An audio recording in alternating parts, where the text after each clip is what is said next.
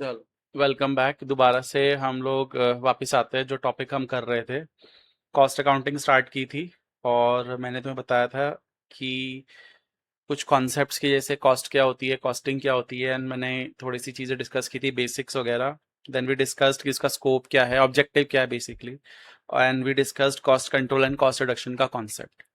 एक छोटा सा एग्जांपल मैं तुम्हें केस स्टडी टाइप से देता हूँ, कुछ ज़्यादा डिटेल नहीं है, बस मुझे बताना कि ये कॉस्ट कंट्रोल है या कॉस्ट रिडक्शन है, ठीक है।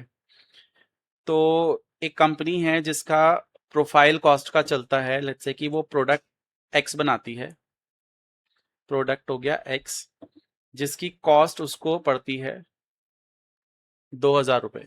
उसका ब्रेकअप ये है। अभी आज जाके वैसे मैं बताऊंगा, प्रोडक्शन की कॉस्ट उसकी आती है 1,000 रुपये। एडमिन का खर्चा उसका आता है 500 रुपये। ये क्या चीजें हैं इसको नहीं सोचना, ये कॉस्ट का एक ब्रेकअप दिया है कि 2,000 कैसे आया एक्चुअली, ठीक है। एंड सेलिंग के खर्चे उसके पास आते हैं अनदर 500 के, तो ये 2,000 का हो गया, ठीक है। ये इसका एक स्टैंडर्डाइज्ड कॉस्ट का प्रोफाइल है जो उनके पास रहता है, डिपार्टमेंट्स के पास, कि हमें इतने में सामान बनाना है, ठीक है। अब मार्केट में क्या हुआ कि जो ये प्रोडक्शन में मटेरियल यूज होता है ना, ये मटेरियल आपका 10% से इसकी प्राइस हाइक कर गई, ठीक है। जैसे कि आपका आलू महंगे हो गए, या आप लेट्स से कि आप एक ज्वेलर हैं और ज्वेलरी बनाते हैं, तो गोल्ड और सिल्वर के प्राइसेस तो आपके हाथ में नहीं है ना, तो they are going to increase obviously, ठीक है। बट क्या है, गोल्ड और सिल्वर के मैं एग्जांपल इसलिए नहीं लेना चाहता हूँ क्योंकि वहां पे क्या है कि फिर ज्वेलर भी क्या करता है, वो आगे हाई रेट पे ही बेचता है क्योंकि वो तो प्योर मार्केट प्राइस पे चलता है। बट यहाँ पोटैटो का एग्जांपल ले लो, या लेबर ले लो, कि लेबर में 10% किसी लॉ ने क्या किया है, कंपलसरी कर दिया कि आपको मिनिमम वेज अब इतना देना है, एंड बिकॉज ऑफ दैट एक कंपनी की कॉस्ट में 10% इंक्रीज आया है, ठीक है। बिकॉज ऑफ दिस ओवरऑल जो आपकी ये जो स्टैंडर्ड कॉस्ट आपने सोच के रखी थी, ये एक्चुअल में आती है 2,300 रुपये, ठीक है। एक्चुअल में खर्चा कितना आता है, 2,300 का आता है। तो इन्होंने इमीडिएटली करेक्टिव एक्शन लिया, ठीक है। इमीडिएटली करेक्टिव एक्शन लिया और इन्होंने कुछ एम्प्लॉयज को क्या कर दिया, रिमूव कर दिया, ठीक है। इसके अलावा इन्होंने मटेरियल जो है वो बल्क में परचेज करना शुरू कर दिया, बिकॉज ऑफ विच इनको दोबारा से कॉस्टिंग कितने की आने लग गई, 2,000 की। ये कॉस्ट कंट्रोल है या कॉस्ट रिडक्शन है? कॉस्ट कंट्रोल है, ये रिडक्शन नहीं है। ये कॉस्ट रिडक्शन है, सोच के बताओ क्या है ये। मैंने, अगर तुम कॉस्ट रिडक्शन बोल रहे हो तो बहुत सारी चीजें पूछनी चाहिए थी। रिमेंबर, कॉस्ट रिडक्शन के कुछ अजम्पशंस मैंने तो बताए थे तुम्हें। हाँ, यूनिट्स कितनी बना रहे हैं, फिर हम पर यूनिट काउंट करेंगे उसका। और एक और चीज तुम्हें, ये तो खैर मैंने पर यूनिट ही समझ लो इसको। दूसरा, ये परमानेंट नेचर का तो नहीं है, जो डिक्रीज हमने किया है परमानेंट नेचर का, ये टेम्पररी है, ठीक है। तीसरी चीज तुम्हें पूछनी चाहिए कि आपका जो क्वालिटी कॉम्प्रोमाइज तो नहीं हो रही। जो ये आपने एम्प्लॉयज रिमूव करे हैं, ये एम्प्लॉयज नेसेसरी तो नहीं थे, या ये डिस्गाइज अनएम्प्लॉयमेंट के कारण आपने इनको रिमूव कर दिया, इनके रिमूव होने से कोई क्वालिटी पे इंपैक्ट नहीं आएगा, ठीक है। ये चीजें पूछनी है। Actually case study on the spot बनाई मैंने, बट इसमें बहुत सारे लूप होल्स छोड़े थे, सो दैट यू कैन जज की भाई कॉस्ट रिडक्शन बोलने से पहले बहुत सारी चीजें मुझे अपने आप से भी पूछनी है। Right now they try to control it, this is cost control. Cost control में टेम्परली कंट्रोल कर सकते हैं, बट आपकी एक फिलॉसफी है कि मुझे कॉस्ट को परमानेंटली रिड्यूस करना है, एक कांस्टेंट एफर्ट डाल के रखना है, और मेरी पर यूनिट में कॉस्ट रिड्यूस होगी, मेरी क्वालिटी इंपेयर नहीं होगी, इंपेयर मतलब खराब नहीं होगी प्रोडक्ट की, तो तब जाके आई कैन से कि मेरी कॉस्ट रिडक्शन हुई है। अब तुम मुझे बता सकते हो इस चीज में कि कॉस्ट रिडक्शन कब होती है? क्या क्या तुम्हारे हिसाब से पॉसिबिलिटीज हो सकती है? पॉसिबिलिटीज तुम्हारे हाथ में है।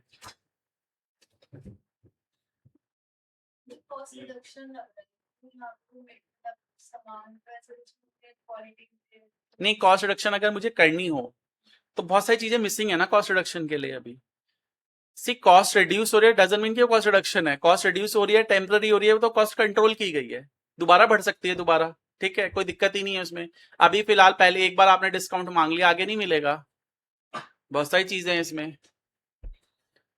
तो क्या तुम इसमें बोल सकते हो कि कैसे वो कॉस्ट को रिड्यूस कर सकते हैं?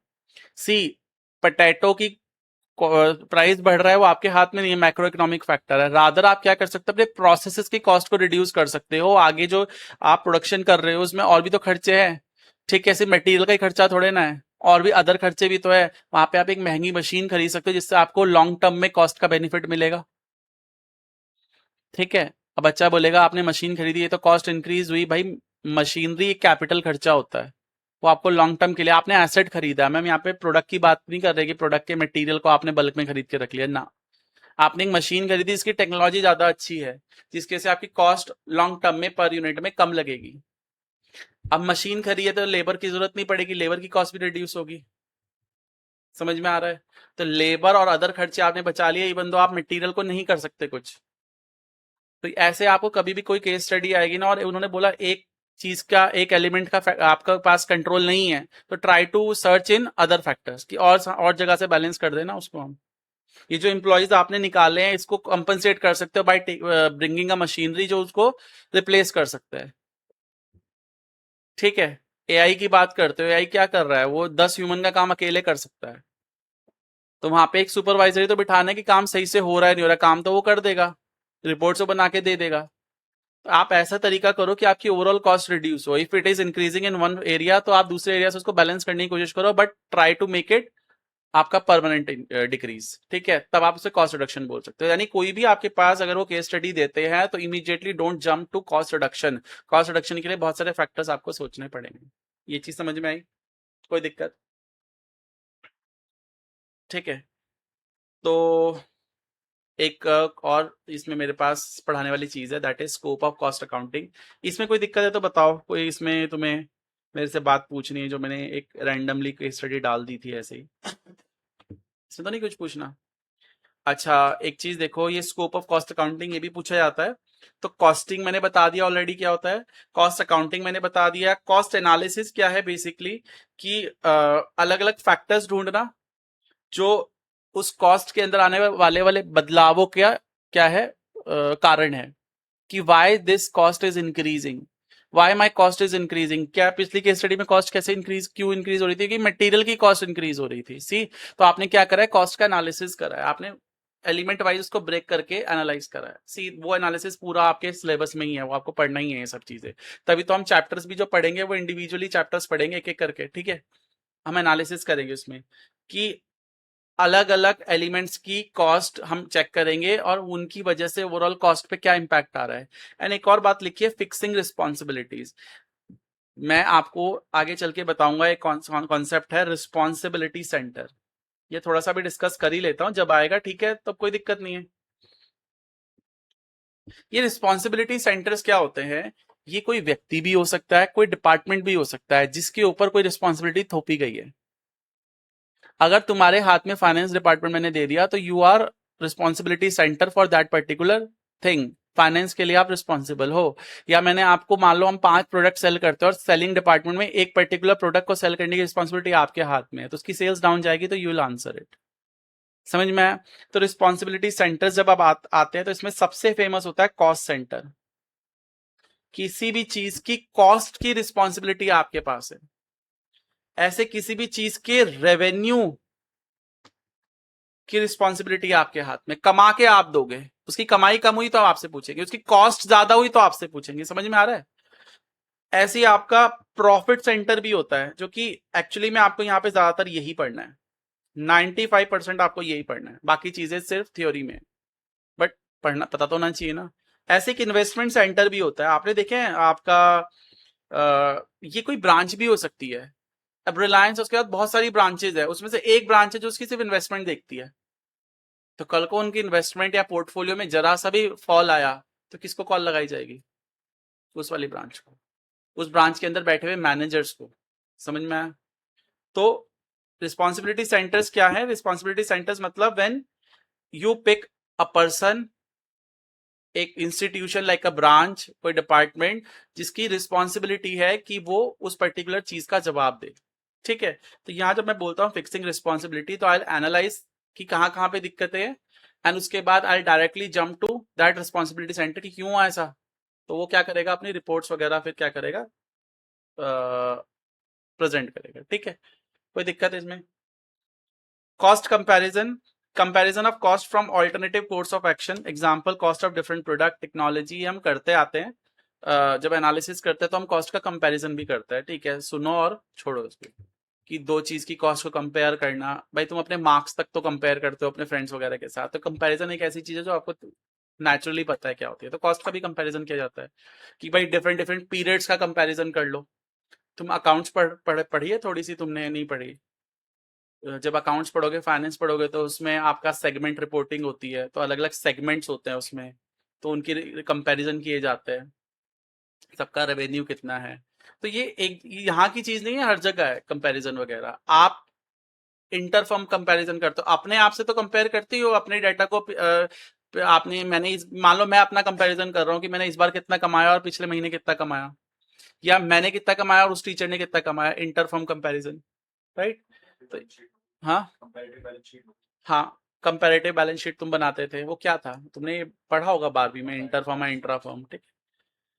फिर कॉस्ट कंट्रोल भी ऑलरेडी डिस्कस्ड, कॉस्ट रिडक्शन भी ऑलरेडी डिस्कस्ड, ठीक है। कॉस्ट रिपोर्ट्स क्या है, ये बेसिकली आपके प्रेजेंटेशन है कॉस्ट डाटा का, सो दैट मैनेजमेंट उसका क्या कहते हैं, डाटा को पढ़ के डिसीजन ले सके। तो कॉस्ट रिपोर्ट्स आर दो summarise statements that give you certain knowledge about something, ठीक है, जैसे कोई ब्रांच की परफॉर्मेंस हो गई, या कॉस्ट का डाटा हो गया, या इन्वेस्टमेंट का डाटा हो गया, उसकी रिपोर्ट्स है। तो स्पेसिफिकली कॉस्ट की रिपोर्ट्स यहाँ पे क्या है, जो कॉस्ट से रिलेटेड आपको इन्फॉर्मेशन दे, ठीक है। फिर आता है स्टैट्यूटरी कंप्लायंसेस, तो पता है कानूनों को फॉलो करना, कानून को फॉलो करना, ये भी हमारा क्या किस में आता है, स्कोप ऑफ कॉस्ट अकाउंटिंग में। इसका कैसे बोल सकते हो कि कॉस्ट का डाटा रखने से कॉस्ट की कंप्लायंस होती है। तो जो स्पेसिफिकली सीएमए के बच्चे हैं, उनको उनके उसमें कोर्स में पढ़ने को मिलता है कि उनकी बहुत सारी रिपोर्ट्स बनती है। इनफैक्ट जब तुम लॉ पढ़ते हो तो उसमें कॉस्ट ऑडिट भी होती है, लॉ पढ़ोगे और इवन ऑडिट में भी आएगा कॉस्ट ऑडिट, सर्टेन इंडस्ट्रीज के लिए, सर्टेन कंपनीज के लिए कंपलसरी होती है। तो वहां पे कॉस्ट ऑडिटर आता है और कॉस्ट रिपोर्ट्स प्रेजेंट करता है। सरकार क्यों चाहेगी कि कॉस्ट रिपोर्ट्स प्रेजेंट की जाए? ऑब्वियसली सरकार का ये है कि जो चीज बन कम में रही है वो ज्यादा में भी क्यों बिक रही है, तो कहीं यहाँ पे करप्शन तो नहीं है। तो इवन सरकार भी चाहेगी इन्फॉर्मेशन कॉस्ट के आए, क्योंकि व्यक्ति सोचता है ठीक है यार, टैक्स वगैरह की इन्फॉर्मेशन, टैक्स की ऑडिट हो रही, समझ में आता है, कॉस्ट का डाटा आपको क्यों चाहिए सरकार को? कॉस्ट तो मेरा पर्सनल मैटर है, मैं सामान कितने में बनाऊं और कितने में बेचूं। भाई जारा है, जारा सुना है कंपनी का नाम, या फिर आपने बड़े बड़े लुई विटॉन और वो सब सुने होंगे। तो वो आपके 30-30 डॉलर में चीजें खरीदते हैं चाइना से, और महंगे महंगे 1600 डॉलर्स के बेचते हैं। वो इनसे पूछे भाई कॉस्टिंग की डिटेल दो। तो हम उस पर्पस के लिए नहीं कर रहे, we are doing it so that कुछ एरियाज में हो सकता है कि वो चीज बहुत नेसेसरी हो, मेडिसिन हो गई, प्राइमरी चीज हो गई जो लोगों को चाहिए, चीनी हो गई, दाल हो गई, इन सब के प्राइसेस हाइक ना कर जाए, बिकॉज ये सीधा सीधा किसको अफेक्ट करता है, इकोनॉमी एट लार्ज को अफेक्ट करता है। तो इसलिए वहां पे स्टैट्यूटरी कंप्लायंसेस के लिए भी कॉस्ट ऑडिट की, कॉस्ट अकाउंटिंग की जरूरत होती है। तो वो उसके स्कोप में आ गया ना कंप्लायंस भी, समझ में आया? तो ये सारी चीजें मैं तो बता रहा हूँ कि उसके अंदर क्या क्या आता है। हम रिपोर्ट्स भी बनाते हैं, हम कंपैरिजन भी करते हैं, हम एनालिसिस भी करते हैं, ठीक है। ये सब आपको कॉस्ट पता लगाना इस कॉस्टिंग ओनली, ठीक है। अब इस फेज के बाद थोड़ा सा तुम नॉलेज लो मेरे से, ये थोड़ा सा ऐसी चीज है जो तुम्हारा बेस बनेगा आगे कॉस्ट शीट का भी, ठीक है। तो यहाँ पे तुम्हें एक ये बॉक्स दिख रहा होगा, दिस इज अ फैक्ट्री, ठीक है, इसके अंदर एक फैक्ट्री है इनफैक्ट, ठीक है। यहाँ पे क्या है, एक ये तुम्हें दिख रहा होगा, सामान परचेज किया जा रहा है, ठीक है, परचेज करके उसको फैक्ट्री में लाया जा रहा है, उसको मशीन में डाला जा रहा है, उस पर लेबर काम कर रहा है, ठीक है, उस पर बिजली लग रही है, फाइनली उसको हम कन्वर्ट कर रहे हैं किसमें, फिनिश प्रोडक्ट में। लेकिन कुछ ऐसे मटेरियल भी हैं जो सीधा सीधा प्रोडक्ट में नहीं डल रहे, लेकिन उनका इस्तेमाल हो रहा है, ठीक है। तो अभी आगे चल के बताऊंगा, उसको इनडायरेक्ट मटेरियल बोलते हैं, इनडायरेक्ट लेबर बोलते हैं। देखो यहाँ पे एक वॉचमैन बैठा होगा, ये लोग जो हैं, ये लोग कौन है, जो सीधा सीधा प्रोडक्शन नहीं कर रहे, इनडायरेक्ट खर्चे में आएंगे, सारे खर्चे जोड़ने हैं मुझे। अब देखो मैंने डायरेक्ट मटेरियल लिया, कितने का आया, 1500 का, ये दिख रहा है direct material. Why direct? Because इससे प्रोडक्ट बनेगा, हाँ। अब एक चीज सुनो, बहुत सारे ऐसे टर्म्स आएंगे आगे चल के, consumables, what is consumables? Consumables वो आइटम होते हैं जो आपके प्रोडक्शन के साथ साथ कंज्यूम हो जाते हैं, बट वो फाइनल प्रोडक्ट में अपीयर नहीं होते। आई गिव वन एग्जांपल, आपका जो कन्वेयर बेल्ट होते हैं इस पे सामान चलता रहता है, मशीन में पास ऑन होता है, फिर वहां से निकल के आता है, एक बेल्ट चलती रहती है। खासकर ऑटोमेटिक अगर मशीन है तो उसमें लुब्रिकेंट ऑयल डलता है। वो लुब्रिकेंट ऑयल ना आपका कंज्यूमेबल में काउंट होता है। जितनी मशीन चलाओगे उतना वो कंज्यूम होगा। बट आप कुकीज खाओ तो उसमें लुब्रिकेंट ऑयल थोड़े ना आएगा। नट बोल्ट है, या आप नट बोल्ट जितना मशीन चलाओगे उतने ब्रेक होंगे, आप बार बार उसको रिप्लेस करते रहोगे। समवेयर वो डायरेक्ट कनेक्शन ले पाते हैं, not always but sometimes they take it. तो इनको कंज्यूमेबल बोला जाता है। तो ये फाइनल प्रोडक्ट में नहीं आता है। सोचो बिस्किट खा रहे हो उसमें नट बोल्ट आए ना, बट आप उसकी कंजम्पशन को ट्रेस कर पाओगे विद द प्रोडक्शन। ये कंज्यूमेबल्स होते हैं। Consumables are those items which are not part of final product, but they get consumed while the production is going on. समझ में आई बात? बहुत सारी चीजें थ्रो कर रहा हूँ अभी मजाक मजाक में, क्योंकि आगे चल के जब पढ़ोगे ना उसे तो तुम्हें बर्डन नहीं लगेगा। एक और कंज्यूमेबल का एग्जांपल तुम ले सकते हो, कैटलिस्ट। सुना है कैटलिस्ट? कैटलिस्ट होता है जो चीजों को स्पीड अप कर देते हैं, जो केमिकल रिएक्शन को स्पीड अप कर देता है। वो केमिकल जो है ना वो आपका कंज्यूम हो जाता है प्रोडक्शन के दौरान, वो फाइनल प्रोडक्ट में नहीं आता, लेकिन वो प्रोडक्शन को पूरा तेज कर देता है। ठीक है, तो यहाँ पे लेबर कितने का आएगा? डायरेक्ट लेबर 400 का। अच्छा, यहाँ पे डायरेक्ट खर्चे बचे कुछ खर्चे जो ना मटेरियल है ना लेबर है, वो कितने के हैं? बिजली हो गई, स्टीम हो गई, फ्यूल हो गया, ये सब प्रोडक्शन में डायरेक्टली इस्तेमाल हो रहा है, तो ये डायरेक्ट एक्सपेंस में आ गया। इन तीनों को जोड़ के प्योर डायरेक्ट नेचर के जितने भी खर्चे हैं सबको जोड़ के we call it prime cost, PC. हम शॉर्ट में इसको बोलेंगे पीसी। पीसी जो है ना वो आपकी सबसे जरूरी कॉस्ट है, क्योंकि इसके बिना प्रोडक्ट बन ही नहीं सकता।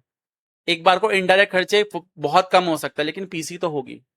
कोई भी प्रोडक्ट बनेगा, you take example of this mike, इसमें प्लास्टिक लगी है, उसमें क्या कहते हैं तार लगे हैं, फोम लगा है उसमें, ठीक है, अंदर जो उसके चिप वगैरह लगी होगी वो सब है, वो उसके पीसी का पार्ट है।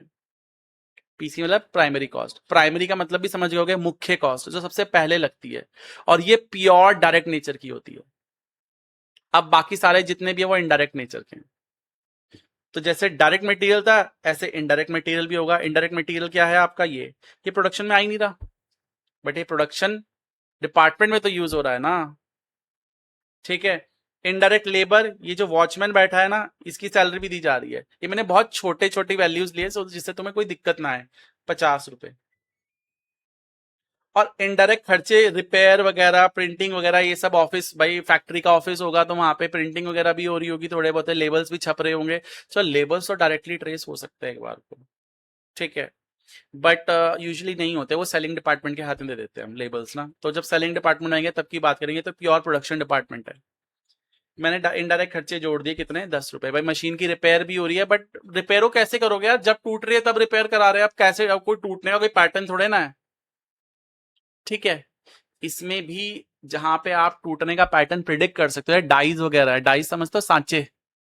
कभी कभी आप मिल्टन कंपनी है आपके बाउल वगैरह बनाती है, तो वो जब शेप देती है तो वो सांचे में मोल्टन प्लास्टिक है जो भी डालती होगी, मेटल डालती होगी उसके बाद, तो वो एक सर्टेन टाइम पे टूटेंगे ही टूटेंगे। तो कहीं कहीं पे हम उनको डायरेक्ट मिलेंगे। More of this in cost sheet. Cost sheet जब पढ़ाऊंगा तब सारी चीजें बताऊंगा, ये इनके अंदर अंदर के आइटम्स क्या हैं। ठीक है, तो ये इनडायरेक्ट खर्चा मैंने जोड़ दिया, बिकॉज आई कैन से कि रिपेयरिंग डायरेक्टली ट्रेस नहीं हो पा रही है, और ना तो ये मटेरियल है ना ये लेबर है, तो इसको किस कैटेगरी में बोलेंगे? इनडायरेक्ट एक्सपेंसेस, क्योंकि मटेरियल लेबर दो तो आपको अलग रखने ही रखना है। ठीक है, तो यहां पे अगर आपको दिख रहा हो डायरेक्ट मटेरियल, डायरेक्ट लेबर और डायरेक्ट खर्चे, इन सबको तो भी कॉल्ड पीसी।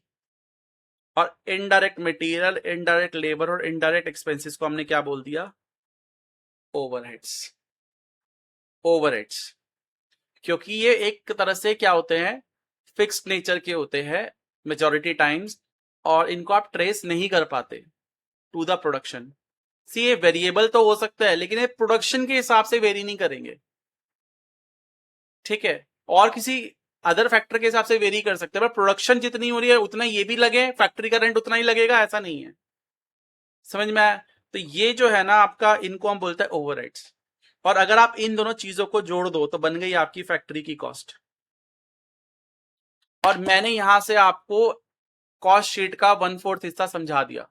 वो अलग बात है, इनके अंदर जाके छोटी छोटी डिटेल्स और आएंगी, इन सबके हेड्स को खोल खोल के पढ़ेंगे। भाई मटेरियल में क्या क्या आएगा, लेबर कैसे होगा, लेबर में क्या क्या लेंगे। जब तुम टैक्सेशन पढ़ते हो, तुमने तो नहीं पढ़ा अभी, डायरेक्ट टैक्स नहीं पढ़ा होगा, डायरेक्ट टैक्स में एक चैप्टर आता है सैलरीज करके। तो वहाँ टीचर तुम्हारे बताएंगे तुम्हें कि भाई सैलरी कैसे निकाली जाती है किसी भी उसकी। तो वहां पे उसको जो बेसिक सैलरी दी जा रही है वो तो ली जाती है, उसको जो फैसिलिटीज दी जा रही है जिसको हम परक्यूजिट्स बोलते हैं, वो भी उसके ऐड किए जाएंगे। भाई आपको कार मिली है, उस कार का एक लिमिटेड वैल्यू जो है वो आपकी उसमें ऐड होगी आपके इनकम टैक्स के हिसाब से। फिर आपको वो कुछ रिफंड दे रहे हैं, कुछ पैसा दे रहे हैं, जाओ खर्चा करो। दोनों में फर्क है। मैंने आपको क्या दिया, आपको कहा भाई टेलीफोन का जितना बिल आया मुझे बता देना, मैं पे कर दूंगा। This is different from giving the telephone services to you. क्योंकि अगर टेलीफोन सर्विसेज मैंने आपको दे दी तो उसके पेमेंट एम्प्लॉयर करेगा। लेकिन अगर मैंने आपको कहा कि जाओ बस में जाओ, टिकट लाना और मेरे से रिफंड ले लेना, वो अलग चीज है। या मैंने बस सर्विस ही आपकी लगा दी, तो अगर मैं आपको सर्विस दे रहा हूं तो वो हो गई वैल्यूज, हो गई परक्यूजिट्स, हो गए जो मैं आपको दे रहा हूं। लेकिन मैंने आपको एक वैल्यू उसकी अलाउ कर दी कि जाओ कहीं से भी आप होटल में खाना खाओ, उसका मुझे बिल ला देना। इसको हम अलाउंसेस वगैरह बोलते हैं। इन सबको जोड़ के आपका डायरेक्ट लेबर बनता है। तो जब आएगा हम पढ़ेंगे, खैर इसका अलग से चैप्टर भी है।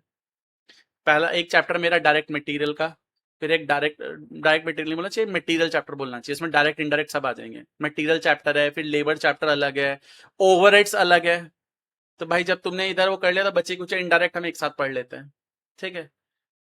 तो ये करके आई टोल्ड यू कि कॉमन खर्चा, ओवरहेड्स का दूसरा नाम भी है कॉमन खर्चा, बिकॉज आप उसे प्रोडक्शन के हिसाब से ट्रेस कर ही नहीं पाओगे। ठीक है, कितनी प्रोडक्शन हो रही है उसके हिसाब से उसका कोई मतलब नहीं है, वो तो अपना अपने अंदाजे से लगेगा। भाई फैक्ट्री का रेंट 1 लाख रुपए है तो वो 1 लाख है, आप कितनी प्रोडक्शन करो चाहे ना करो वो तो तब भी जाएगा, राइट।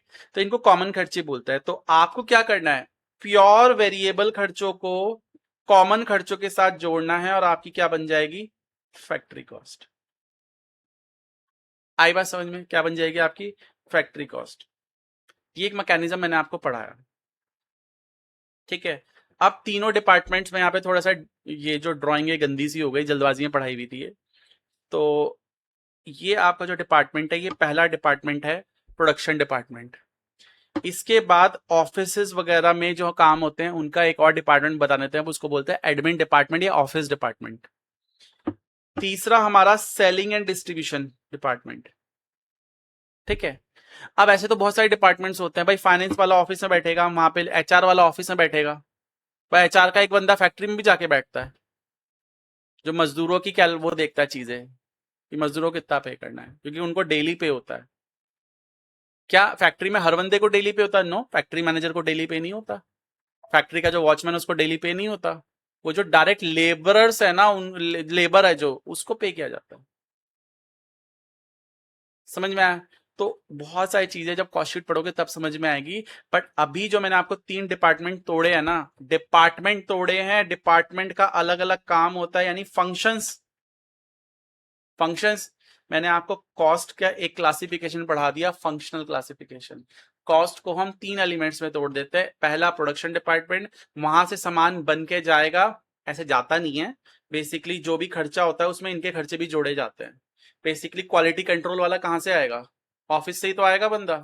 वो अलग बात है, उसका छोटा सा ऑफिस चाहे तो आप प्रोडक्शन में बना दो, लेकिन see I am not setting physical limits कि भाई फैक्ट्री यहाँ खत्म और ऑफिस वाला यहाँ खत्म, ना ना ना। ये आपको इमेजिन करना है कि ऐसे 3 डिपार्टमेंट है, बट इनका फिजिकल एग्जिस्टेंस कहीं भी हो सकता है। भाई ऑफिस वाला बंदा है, यहाँ भी बैठा हो सकता है, यहाँ भी बैठा हो सकता है, जरूरी थोड़ा ना कि वो अपनी ऑफिस में बैठा हो। फिजिकली नहीं सोचना, बट इमेजिन इजी हो जाए, इसलिए हमने ब्लॉक्स में बना दिया इनको कि 3 डिपार्टमेंट्स में हमने खर्चों को तोड़ दिया उनके काम के आधार पर, फंक्शंस के आधार पर। तो पहला है आपका production cost. Production cost, factory cost, works cost, manufacturing cost, कितने भी नाम बोल लो, उसके बहुत सारे नाम है, बोलो कौन कौन से।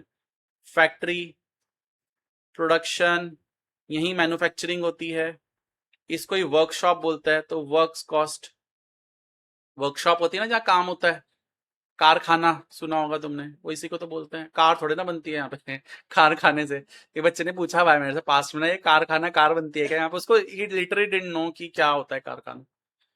बेसिकली फैक्ट्री को बोलते हैं, तो वर्कशॉप बोल देते हैं उसको, कुछ भी बोलते हैं। शॉप फ्लोर, शॉप फ्लोर ही बोल देते हैं इसको, जहाँ पे काम होता है। एक्चुअली में कोई शॉप नहीं है यहाँ, काम, इसको बस प्लांट बोल देते हो आप लोग, अकाउंट्स की भाषा में इसको प्लांट बोल देते हो, ठीक है। प्लांट बेसिकली क्या होता है, पूरा सेटअप, बिल्डिंग प्लस मशीनरी, इसको प्लांट बोला जाता है। तुमने देखा हो कभी कभी ये बिल्डिंग तक रिस्ट्रिक्टेड रहता ही नहीं, बॉयलर्स बाहर लगे होते हैं, बड़े बड़े बॉयलर्स लगे होते हैं जमीन से जुड़े हुए। जीएसटी में पढ़ोगे इसके बारे में, मेरे तो सारे सब्जेक्ट की बातें करा लो तुम। ठीक है, तो वो सब प्लांट का हिस्सा होता है। बहुत सारे ऐसे होते हैं, तुमने देखा होगा अगर तुम कभी कॉस्ट एरिया में गए हो, इधर फैक्ट्रीज वगैरह के एरिया में गए हो, तो तुम देखा होगा आधी इंडस्ट्री तो ओपन होती है, धुएं निकल रहे होते हैं उसमें, पाइप्स लगे होते हैं, सब ओपन में होता है वो। फैक्ट्री के अंदर तो बहुत ही कम मशीनरी होती है, ज्यादातर बाहर होती है, बड़े बड़े बॉयलर्स हो गए ये सब। एनीवे, अभी अभी मैंने तो बताया फैक्ट्री कॉस्ट कैसे निकालते हैं, it is PC plus overheads, right, PC plus overheads. अब क्योंकि मेरे पास मल्टीपल डिपार्टमेंट्स हैं, तो अब इस ओवरहेड का एक नाम आ गया, ये इनडायरेक्ट खर्चे सिर्फ प्रोडक्शन के हैं, इसलिए इसको प्रोडक्शन ओवरहेड नाम दे देते हैं। वर्क्स ओवरहेड, मैन्युफैक्चरिंग ओवरहेड, समझ में आ रहा है, जो इस डिपार्टमेंट का नाम होगा वो इसका ओवरहेड नाम दे देना। भाई फैक्ट्री ओवरहेड बोल दो, प्रोडक्शन ओवरहेड बोल दो, मैन्युफैक्चरिंग ओवरहेड बोल दो, वर्क्स ओवरहेड बोल दो, कुछ भी बोल दो, जहां काम होता है उसके ओवरहेड्स बेसिकली। ओवरहेड्स मतलब ऐसा खर्चा जो आपका डायरेक्टली ट्रेस नहीं हो सकता या करना डिफिकल्ट है थोड़ा, राइट। तो ये आपको इसका नाम मैंने बता दिया, ठीक है। दूसरा डिपार्टमेंट, अब बहुत ही कम होता है कि इन डिपार्टमेंट्स के खर्चे डायरेक्ट इन नेचर होते हैं, क्योंकि ये डायरेक्टली प्रोडक्शन में इन्वॉल्व नहीं होते। भाई आपके ऑफिस में स्टेशनरी आ रही है, आपके ऑफिस में इंप्लॉइज को मंथली सैलरी जा रही है, ठीक है, उनके काम को आप डायरेक्टली ट्रेस नहीं कर सकते, कुछ का कर सकते हो। जैसे ऑफिस का एक बंदा डायरेक्टली प्रोसेस पे जाके काम करता है, एक ऐसा इंजीनियर जो केमिकल इंजीनियर है और जाके प्रोसेस में डायरेक्टली इन्वॉल्व हो रहा है, और आप उसके आवर्स वहां पे ट्रेस कर पा रहे हो, कुछ हिस्सा इसका ट्रेस हो सकता है, मैं तुम्हें कॉस्ट शीट में बताऊंगा जाके। बट मेजोरिटी इनमें क्या होते हैं, इनडायरेक्ट खर्चे ही होते हैं, इसलिए यहाँ पे आपको डायरेक्ट खर्चा कुछ नहीं मिलेगा। यहाँ पे सारे ही खर्चे क्या होते हैं, इनडायरेक्ट, क्योंकि जो प्रोडक्शन होनी थी वो प्रोडक्शन डिपार्टमेंट में होगी ना, यहाँ पे क्या प्रोडक्शन होगी, राइट। मन में क्वेश्चन आ सकता है, बट इफ हम एक सर्विस सेक्टर हो तो फिर तो ये होने का ही नहीं ना, तो फिर हम सर्विस कॉस्टिंग में जाके पढ़ेंगे, अभी छोड़ दो उसको। तभी तो सर्विस कॉस्टिंग जब हम पढ़ेंगे तो उसकी कॉस्ट शीट अलग तरीके से बनती है, आप प्रोडक्शन डिपार्टमेंट होता ही नहीं, ठीक है।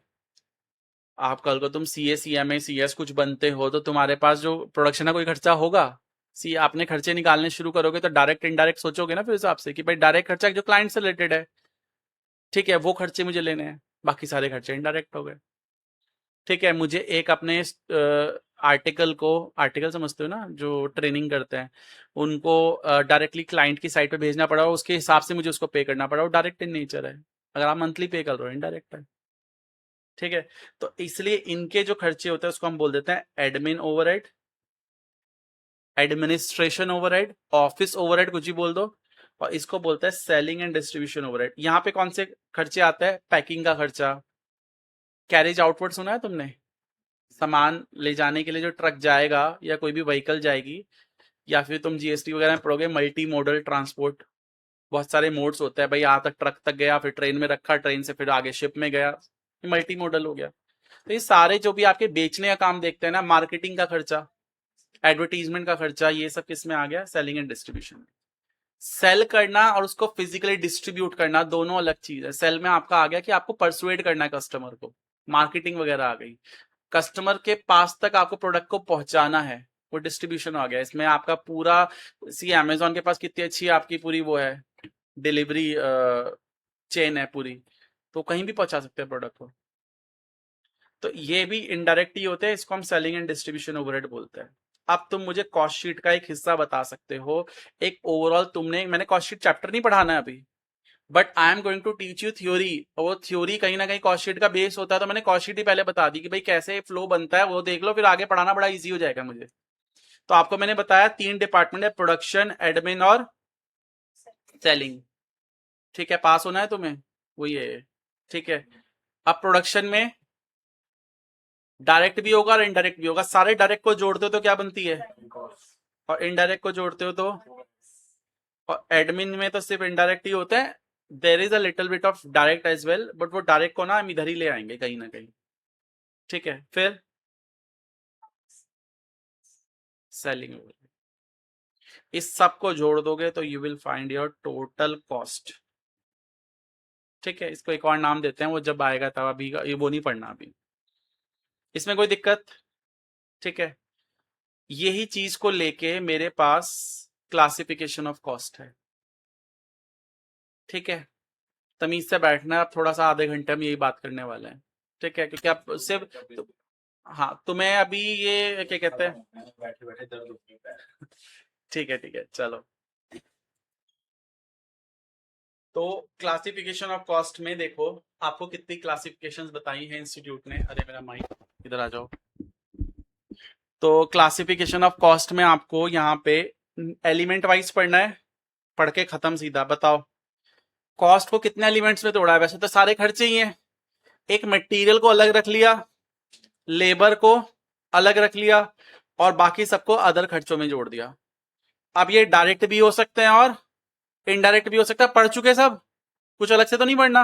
डायरेक्ट यू नो क्या होता है, सारे जितने भी direct material, direct labour, direct खर्चों को जोड़ लो तो क्या बन जाता है? इधर आके देखो क्या बन गया, प्राइम कॉस्ट। और इनडायरेक्ट को जोड़ोगे तो क्या बन जाएगा? ओवरहेड्स को हम अलग अलग डिपार्टमेंट वाइज तोड़ देते हैं। प्रोडक्शन का ओवरहेड अलग होता है, सेलिंग का ओवरहेड अलग होता है, और एडमिन का अलग होता है। ठीक है, क्या पहला एलिमेंट समझ में आया तुम्हें? पहली क्लासिफिकेशन खत्म, ऐसी होगी खत्म। जितना समय मुझे लेना था मुझे ऊपर एक्सप्लेन करने में लेना था, अब थोड़े से आगे आएंगे एक दो। ठीक है, डायरेक्ट के अंदर देख लो कौन कौन से आते हैं मटेरियल जो फिनिश प्रोडक्ट के अंदर ट्रेस किया जा सकता है, इकोनॉमिकली आइडेंटिफाई किया जा सकता है, जैसे पोटैटो इन चिप्स। ठीक है, इकोनॉमिकली आइडेंटिफाइड मतलब अगर क्वांटिटी स्मॉल है then it can be treated as indirect material. बहुत छोटी क्वांटिटी है, ट्रेस करने का कोई स्कोप है नहीं उसमें, या कर सकते हो तो क्यों ही करोगे, क्योंकि बहुत छोटी क्वांटिटी है। Like I told you, materiality concept, तो इसलिए हम उसको इनडायरेक्ट भी ट्रीट कर सकते हैं। छोटी अमाउंट से कॉस्ट पे ज्यादा फर्क नहीं पड़ेगा, मेरा डिसीजन अफेक्ट नहीं होगा। और जिस चीज से मेरा डिसीजन अफेक्ट होता है वो मटेरियल है। ऑडिट में आपको पढ़ाया जाएगा, छोटी चीज भी अगर आपके मटेरियल को उसको अफेक्ट कर सकती है ना, ठीक है, तो वो इंपॉर्टेंट है। भाई मैंने बार्बर का एग्जांपल लिया था, this was example then when I was doing the training. ये आया था कि क्या हुआ था, बार्बर क्या कहते हैं, एक कटिंग के आपको मान लो 100 रुपए ले रहा है। ठीक है, 6,000 रुपए उसके एक बार जा रहे हैं, सारे रेजिमेंट में जितने बाल कट रहे हैं 6,000 रुपए दे रहे हैं उसको, भाई अपने बंदे लेके आ रहा है जो भी है। लेकिन जब आपने उसको मल्टीफोल्ड किया, जब आपने देखा पूरे साल का खर्चा है, तो बहुत बड़ा खर्चा बन रहा है, हो गया मटेरियल वो। ठीक है, एनीवे डायरेक्ट लेबर कौन सा है? जो डायरेक्टली प्रोडक्शन में एंगेज है, जैसे कि मशीन ऑपरेटर, जो मशीन पे खड़ा है उसको ऑपरेट कर रहा है, ऐसा व्यक्ति आपका डायरेक्ट लेबर में काउंट होगा। ठीक है, डायरेक्ट खर्चे वो सारे खर्चे जो आपके किसी भी कॉस्ट ऑब्जेक्ट से ट्रेस किया जाता है। कॉस्ट ऑब्जेक्ट है क्या? तो इसकी डिस्कशन बेसिक में है पूरी, बट 100 बात की एक बात, इतना कॉम्प्लिकेटेड चीज नहीं, जिस चीज की कॉस्ट निकाल रहा है वो कॉस्ट ऑब्जेक्ट है। हम क्या बना रहे थे अभी ऊपर एग्जांपल लेते हुए, क्या मैंने क्या बोला था कि इसका एग्जांपल लिया करेंगे हम बिस्किट्स का, तो मेरा कॉस्ट ऑब्जेक्ट क्या है? बिस्किट। आप एक कंस्ट्रक्शन वाले उसमें चले जाओ, तो एक बिल्डिंग कॉस्ट ऑब्जेक्ट हो गई। ठेकेदार के लिए कॉस्ट ऑब्जेक्ट क्या हो गया? बिल्डिंग। ना ना, उस ठेकेदार को सिर्फ 2 रूम का काम मिला है, तो उसके लिए कॉस्ट ऑब्जेक्ट वो 2 रूम ही है। समझ में आया? जिस चीज की कॉस्ट आपको निकालनी है वो कॉस्ट ऑब्जेक्ट है, और अगर उससे वो खर्चा डायरेक्टली ट्रेस हो सकता है, उसके बनने में इतना लगा मैं बता सकता हूं, तो वो डायरेक्ट नेचर में हो गया। जैसे रेंट, मशीन जिससे मैं प्रोडक्ट बना रहा हूं उसका किराया भी डायरेक्ट नेचर में होगा। समझ में आई बात? अब आता है आपका इनडायरेक्ट मटेरियल। बाकी सारे मटेरियल जो प्रोडक्शन में इन्वॉल्व नहीं हो रहे हैं, भाई एडमिन और सेलिंग में तो कोई पंगा नहीं, वो तो होते इनडायरेक्ट है। एडमिन डिपार्टमेंट और सेलिंग डिपार्टमेंट है। एडमिन में क्या मटेरियल आ सकता है? स्टेशनरी आएगी, प्रिंटिंग के लिए पन्ने आएंगे, प्रिंटर की इंक आएगी, यही तो आ सकते हैं मटेरियल के नाम पे। वॉशरूम में सोप्स आएंगे, कुछ अगर आपका फ्लोर क्लीनर्स आएंगे, यही तो मटेरियल आ सकते हैं। सेलिंग वालों के पास क्या इनडायरेक्ट मटेरियल आएगा?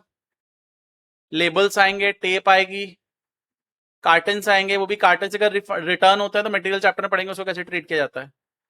अगर वो जैसे आपका देखा पेप्सी वगैरह, कोक वगैरह, वो क्रेट्स वगैरह भेजता है तो क्रेट्स वापस हो जाती है, दुकानदार तक जाती है, दुकानदार वो कांच की बॉटल्स निकालता है और फिर आपको वापस दे देता है।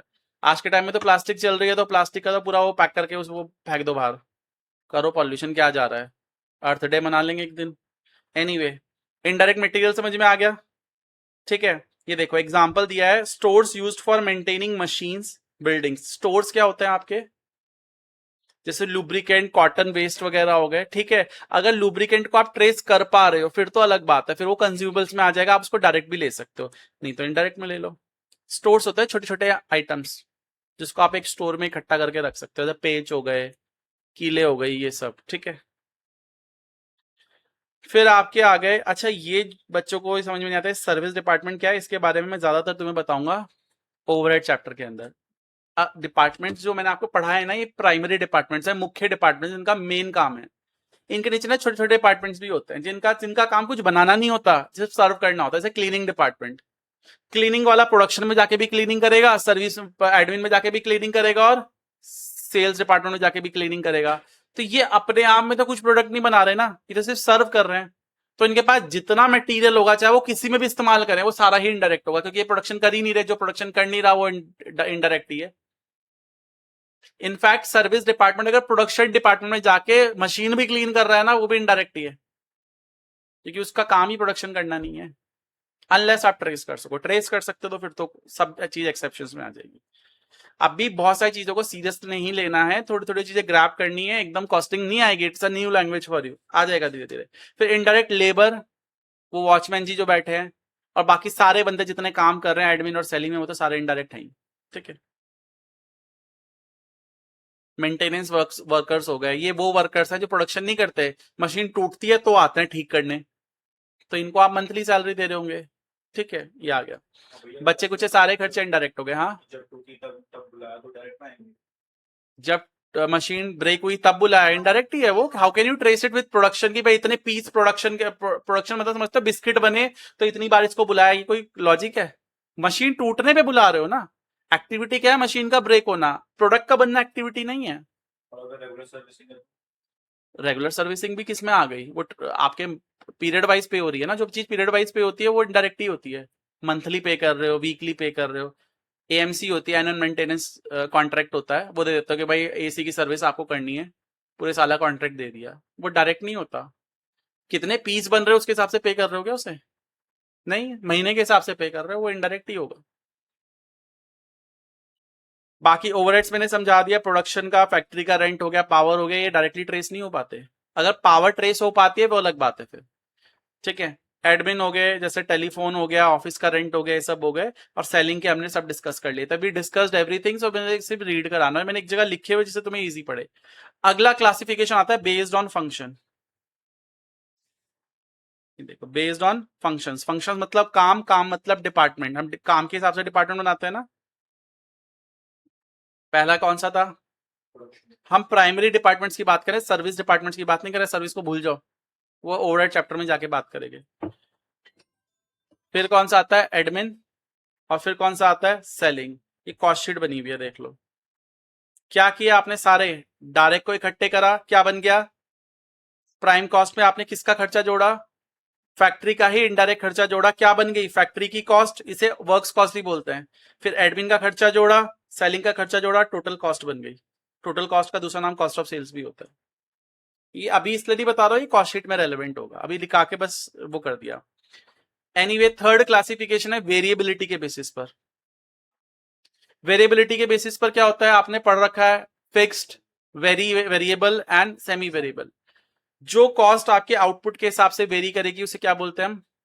Variable cost.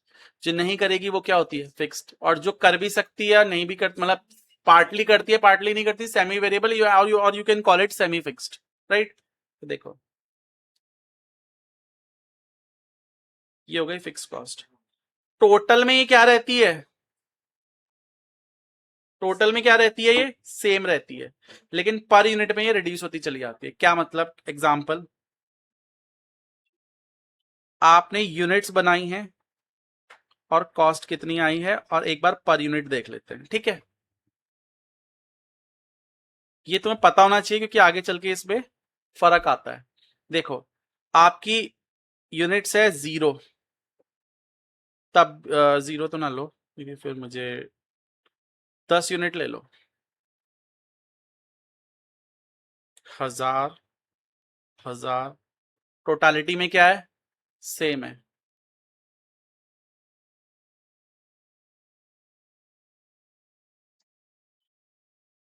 यहाँ पे 500 ले लो, थोड़ा मैं 300 इसलिए अवॉइड कर रहा हूँ, डेसिमल में आ जाएगा। अब पर यूनिट में देखो कितना आ जाएगा, यहाँ कितना आ जाएगा, यहाँ कितना आ जाएगा? 2। same in totality, right, but reduces in per unit. अब मेरा अप्रोच रहता है इंट्यूशन बेस्ड समझाने का। कोई चीज तुम सेंस से समझ सकते हो ना, तो उसको रट्टा मारने की कोई जरूरत नहीं है। तुम ध्यान से देखो, पर यूनिट में रिड्यूस हो रहा है, क्यों हो रहा है? जब खर्चा वही है और ज्यादा सामान बनाए जा रहे हो, तो वो बर्डन शेयर कर पा रहे हैं, इसलिए आपका एक यूनिट पे बर्डन कम आ रहा है। ठीक है, तो इसलिए कहते हैं जब आपका सबसे सबसे ज्यादा जो रिस्की होती है ना, वही फिक्स कॉस्ट होती है। When you will study finance ना, तो फाइनेंस में बोलता है रिस्क कहां पे एग्जिस्ट करता है? फिक्स्ड खर्चों में। क्योंकि वेरिएबल खर्चा तो वेरी कर जाएगा, ना बनाओ नहीं आएगा। भाई आप कोई प्रोडक्शन ना करो, पोटैटो का आपका खर्चा ही नहीं आएगा। बच्चा कहता लेके रख लिए, तो फिर तो संक कॉस्ट हो गई, उसकी हम बात नहीं करेंगे अभी, संक कॉस्ट वगैरह मैंने समझा ही नहीं अभी। लेकिन आपने कोई चीज प्रोडक्शन नहीं करनी, तो उसका खर्चा भी नहीं आएगा। भाई मैं ना तुम्हें पढ़ाऊं तो मेरा बिजली का खर्चा भी नहीं आएगा, लेकिन मेरा रेंट का खर्चा तो आएगा। इवन तो ये मैं सेल फोन कर रहा हूं, बट एग्जाम्पल के तौर पे रेंट का खर्चा तो आएगा। तो अगर आप जितना ज्यादा बच्चे पढ़ाओ, आपका बर्डन शेयर होता रहेगा, पर बच्चा वो खर्चा स्प्लिट हो जाएगा। इसलिए कोई भी नए बिजनेस को टेंशन होती है शुरुआत में फिक्स्ड कॉस्ट निकालने, क्योंकि वेरिएबल तो वेरी करेगी, उसके हिसाब से वेरिएबल की टेंशन नहीं होती। रिस्क हमेशा किस में एग्जिस्ट करता है? फिक्स्ड के अंदर। वेरिएबल, वेरिएबल होती है जो आपके आउटपुट के हिसाब से वेरी करेगी। ना बनाओ तो नहीं लगेगा, जीरो है तो जीरो रहेगा, और अगर ज्यादा बनाओगे तो ज्यादा आएगा। बट ये पर यूनिट में सेम रहती है। इसका एग्जांपल ले लो,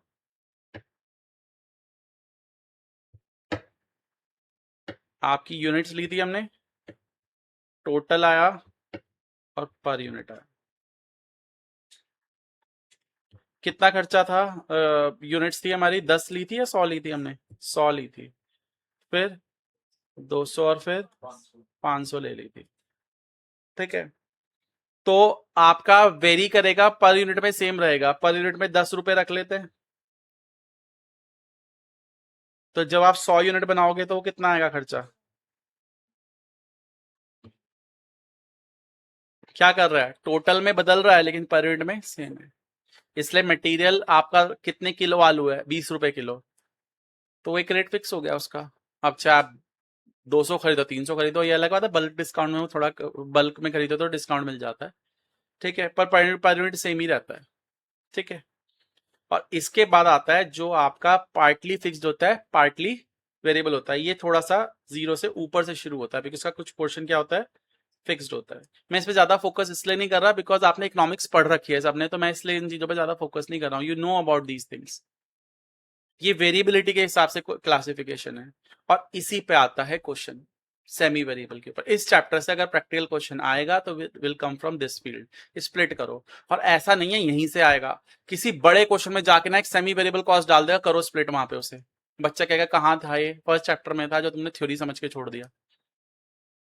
आज मैं सिर्फ इसको डिस्कस कर रहा हूँ, I stop with this classification. आगे की क्लासिफिकेशन में नहीं कराऊंगा, सिर्फ इसके क्वेश्चंस करेंगे, हम डिस्कशन करेंगे, और एक शायद मैं तुम्हें शीट में से क्वेश्चन होमवर्क भी दूं। तुम कहाँ थे? क्लासिफिकेशन पे थे ना? मैं शो यू कि हम कहाँ तक आ चुके हैं। ये आ गया। टाइम के हिसाब से कोई ज्यादा जरूरी नहीं है, लॉन्ग टर्म शॉर्ट टर्म तुम्हें पता ही है सारी चीजें। ठीक है, इसमें बस ये तीन ही इंपॉर्टेंट थी।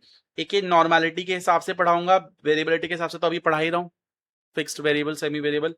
ठीक है, एक नॉर्मेलिटी के हिसाब से और पढ़ेंगे, नॉर्मल एबनॉर्मल कॉस्ट, ये सब आगे चल के आएंगे। चलो, अगला टॉपिक आया सेमी वेरिएबल।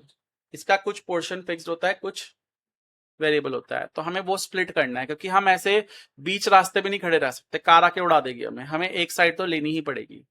तो यहां पर आप क्या करोगे? You will split it into two parts using different methods. और कहीं ना कहीं वो सारे मेथड सेम ही हैं, घूम फिर के वो सब एक ही साथ आ जाते हैं। पहला मेथड है ग्राफिकल मेथड, बहुत ही कम चांस है ये पेपर में आएगा। मैंने आगे लिख भी दिया, ये एग्जाम में आने के चांसेस बहुत कम है, बिकॉज अगर ये मेथड आता भी है ना, तो you have to be very precise in calculation, क्योंकि आपको बिल्कुल एक एक डॉट वो करना, इतना इंस्टीट्यूट नहीं चेक करेगा आपको। ठीक है, दूसरा मेथड जो मोस्ट यूज मेथड है, दिस इज दिस मेथड।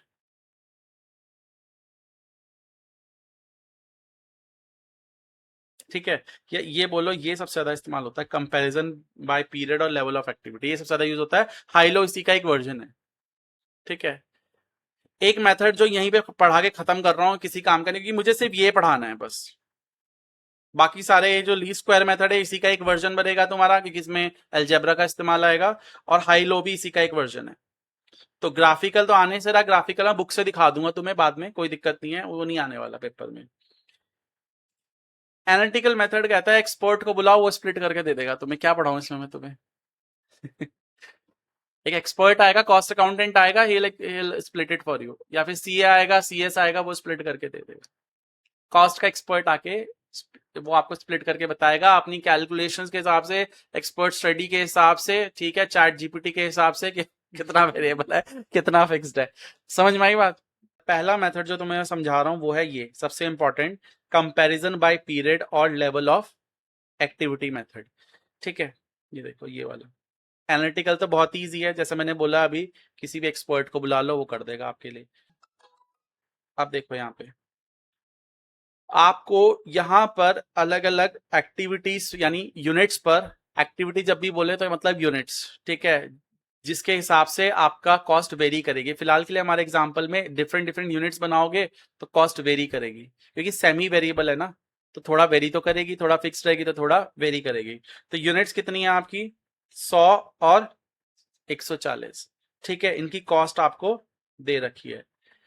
सबसे पहले चेक करो ये फिक्स तो नहीं है। अगर फिक्स्ड होती तो टोटल में सेम रहती, क्योंकि फिक्स्ड का नेचर क्या बताया था मैंने, टोटल में सेम रहती। क्या ये फिक्स्ड है क्या? नहीं, एक जगह पे 260 है, एक जगह पे 300 है।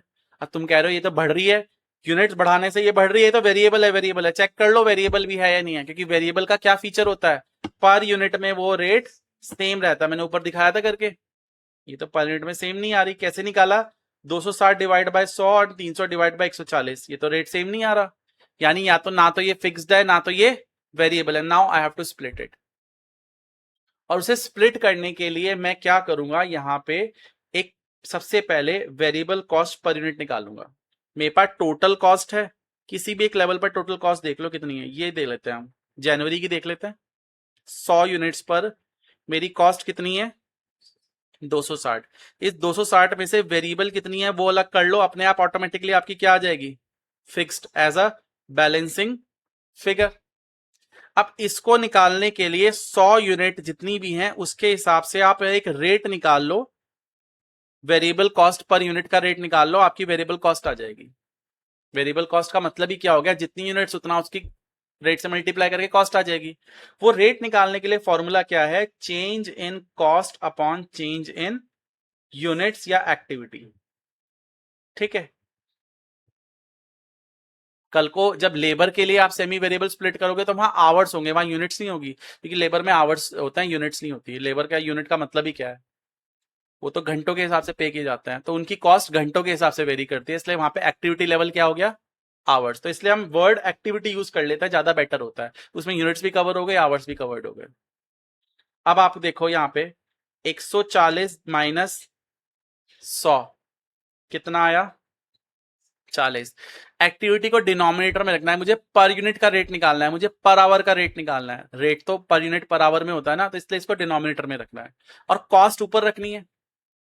तो कॉस्ट का फर्क कितना हो गया? 300 माइनस 260, ये आ गया। इसका रेट कितना बना? 40 अपॉन 40। रेट कितना बन गया? 1 पर यूनिट। अब आपको रेट पता चल गया, इस रेट को कहीं भी लगा दो आपकी वेरिएबल कॉस्ट आ जाएगी। तो चलो 100 यूनिट पर लगा के देखते हैं। 100 यूनिट पर 1 रुपए के हिसाब से कॉस्ट कितनी आनी चाहिए? 100 रुपए। तो यानी आपकी वेरिएबल कॉस्ट कितनी आ जाएगी, फिक्स कॉस्ट कितनी आ जाएगी? 260 में से अगर 100 वेरिएबल है तो फिक्स कितनी आ गई? ऐसे नहीं, ऐसे नहीं, आप इसको फरवरी के लिए भी करके दिखाओ। तो चलो फरवरी के लिए टोटल आपका कितनी कॉस्ट है? 300। कितनी यूनिट्स पर है ये? 140 पर। तो 140 पर वेरिएबल कॉस्ट कितनी बन जाएगी? एक एक के हिसाब से कितनी बन जाएगी? 40।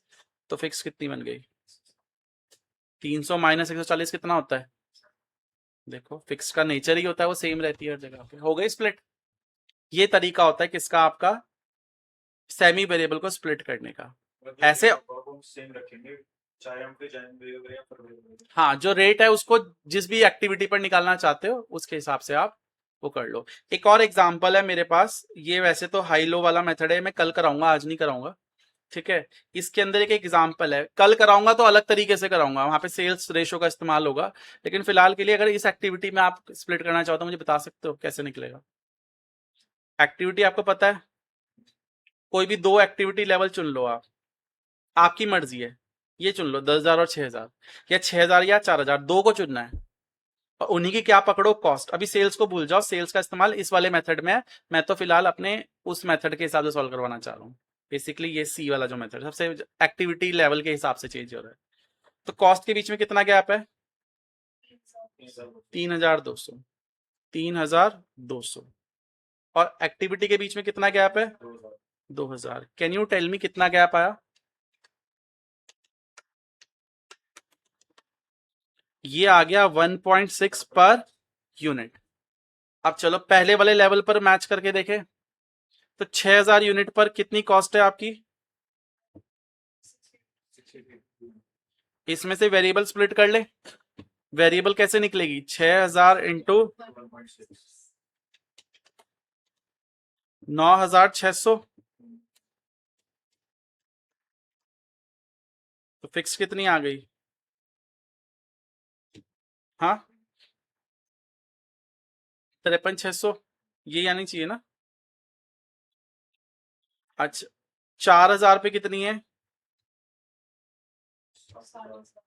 60,000, इसमें से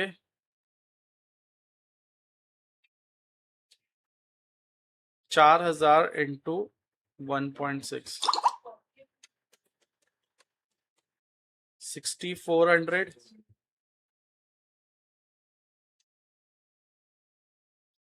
60,000 से आपने 6,400 हटा दिया, तो फिक्स कितनी आ गई? फिक्स आ गई सेम, समझ में आया? तो आप ऐसे स्प्लिट कर सकते हो, ठीक है। वैसे तो हमें ये 6,000 लेवल 4,000 लेवल पे मेहनत नहीं करनी है, जैसे अब मुझे 10,000 पे निकालना है तो मैं मेहनत नहीं करूंगा। 10,000 पे मेरी कॉस्ट कितनी है? 72,000, इसमें फिक्स कितनी हो गई? वेरिएबल कितनी आ जाएगी?